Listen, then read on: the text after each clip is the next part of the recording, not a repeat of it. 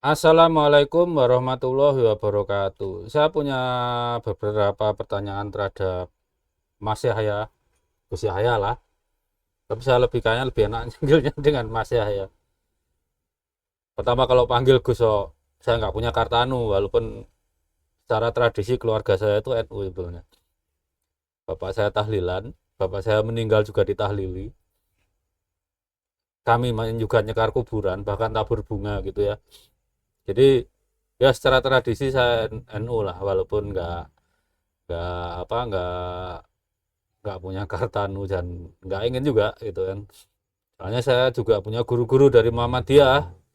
Jadi kalau punya Kartanu harusnya saya juga punya kartu Muhammadiyah. Kalau nggak punya dua-duanya, ya kalau nggak punya salah satunya ya nggak punya dua-duanya kan gitu. Tapi yang jelas kalau saya dengan Gus Yahya itu alma maternya sama UGM gitu ya. Gus Yahya lulus lebih dulu, tapi jenjang pendidikannya lebih tinggi saya gitu. Ya nggak tahu mana yang lebih senior, nggak penting gitu ya. Ini pertanyaan buat Gus Yahya gitu. Dalam perkara nasabah alawi, Gus Yahya kan selalu berulang kali menyatakan nggak perlu nanya dalilnya apa. Ingat Gus, dalam ilmu filsafat, saya nggak tahu waktu Gus Yahya kuliah itu diajarkan atau tidak. Tapi kalau adik-adik S1 kita, bahkan termasuk yang di NU itu, maksudnya generasi muda NU, yang kuliah sekarang itu pasti diajarkan filsafat ilmu. Kalau generasi Gus saya dulu paling cuma diajarkan metodologi ilmiah aja. Sekarang mereka sudah diajarkan filsafat ilmu. Dalam filsafat ilmu itu beban untuk pembuktian pada suatu klaim adalah pada yang mengklaim, bukan pada yang menolaknya, gitu ya. Jadi untuk Gus Yahya dalam perkara nasabah alawi gitu, saya nggak tahu Gus Yahya dulu dapat kuliah filsafat ilmu atau enggak, kemungkinan enggak. Tapi adik-adik kita NU yang sekarang belajar S1 itu Gus, itu belajar. Jadi Gus Yahya harus mampu menjelaskan ke mereka gitu ya. Bukti apa yang membuat Gus Yahya percaya bahwa nasabah alawi itu tersambung ke Rasulullah? Nasab itu fenomena historis dan biologis loh Gus. Mas Rumel Abbas sudah bilang gitu. Jadi harus bisa dibuktikan dari dua aspek keilmuan itu. Aspek historis berarti metodologi ilmiahnya harus mengikuti ilmu sejarah, dan aspek biologis harus mengikuti metodologi ilmu biologi. Saya berani bilang di sini bahwa filogeni, jadi silsilah balawi secara genetik, itu tidak fit dengan narasi kitab suci tentang keluarga Bani Ibrahim. Jadi jarak genetik antara Kohanim, haplogrup GP15, haplogrup GM201 ya. Ini di atasnya GP15 kayaknya. Haplogrup GM201 antara yang Kohanim, keturunan yang mengaku keturunan Nabi Harun, dengan yang mengaku keturunan Imam Ali, itu ketemu kakek bersamanya 20.800 tahun yang lalu, Gus. Itu nggak mungkin Nabi Ibrahim. Karena Nabi Ibrahim itu, kalau dari paper-paper yang saya baca, walaupun metodenya mencocokkan antara narasi kitab suci dengan kejadian-kejadian yang dicatat sejarah, Nabi Ibrahim itu nggak mungkin lebih tua dari 6.000 tahun yang lalu gitu. Jadi sebagai kali ini pertanyaan saya adalah Gus Yahya sebagai alumnus UGM.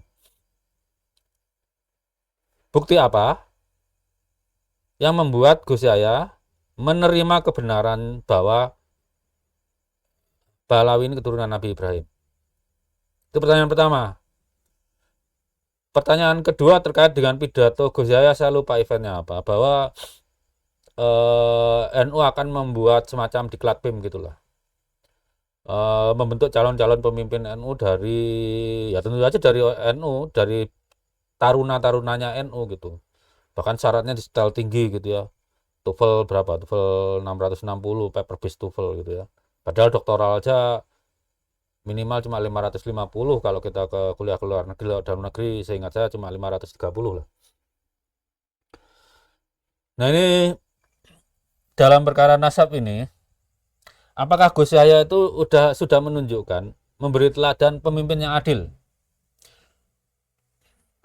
hal ini saya sepertinya Gus Yahya lebih lebih baik lah dari saya tentang wasiat-wasiat dari apa ya, dari ulama-ulama Islam generasi salaf terutama.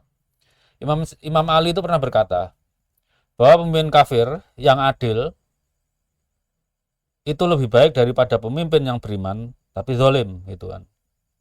Jadi adil itu posisi syarat sebagai pemimpin. Beriman tuh syarat berikutnya gitulah.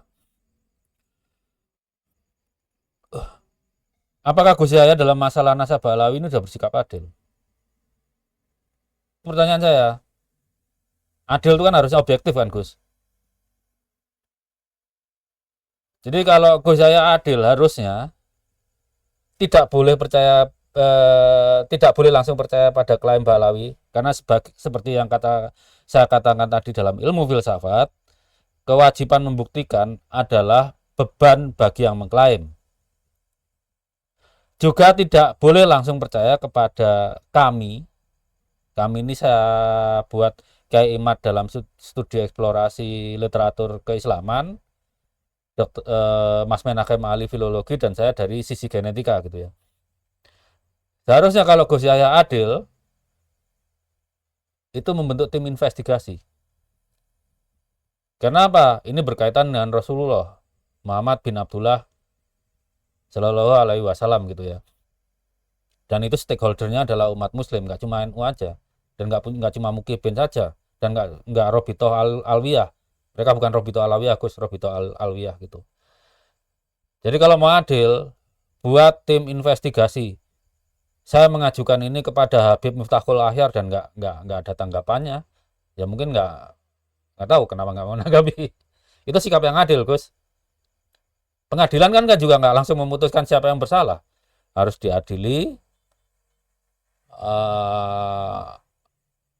diperiksa bukti-buktinya, divalidasi, mendengar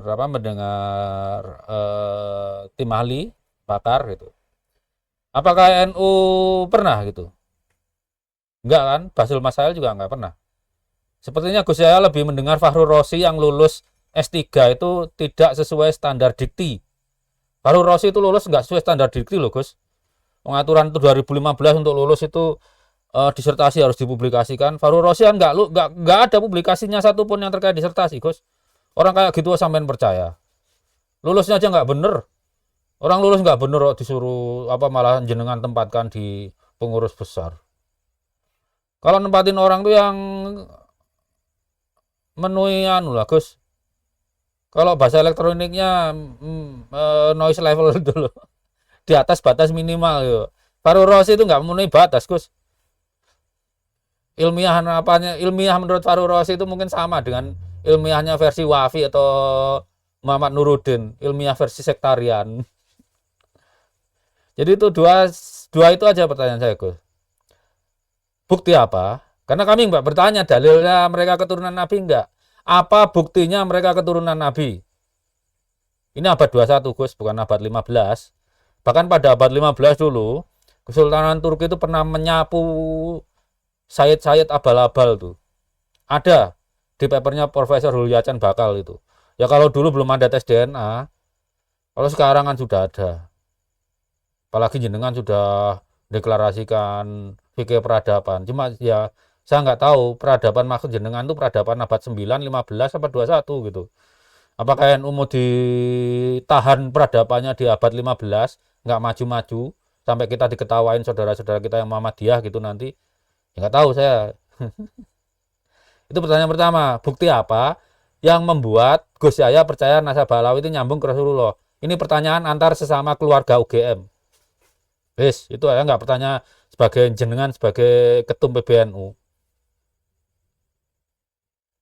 Atau bolehlah saya bertanya kepada jenengan sebagai cucunya Mbah Bisri Mustafa gitu. Yang kedua, itu tadi apakah bahwa jenengan itu sudah deklarasikan ada diklat tim untuk calon-calon pemimpin dari NU.